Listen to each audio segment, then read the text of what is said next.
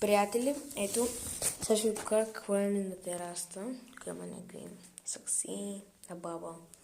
Тук има някакви... Тук е тази стаичка, много е крипи, човек. Всеки път ми пуска да вляза. Искам да вляза. Да се опитам да вляза, приятели. Това е другата стая, да вляза. Приятели, Макс. Ето чай за ключи. Не ме пуска там. Но защото не знам защо и аз. Явно защото съм крипи, но да. Тук тераската. Тоест, ето е тераската, приятели. Тук, това е нещо, което няма да покажа навиционно се намеря. И то, ето тук, който иска да ми дойде на костите, дойде.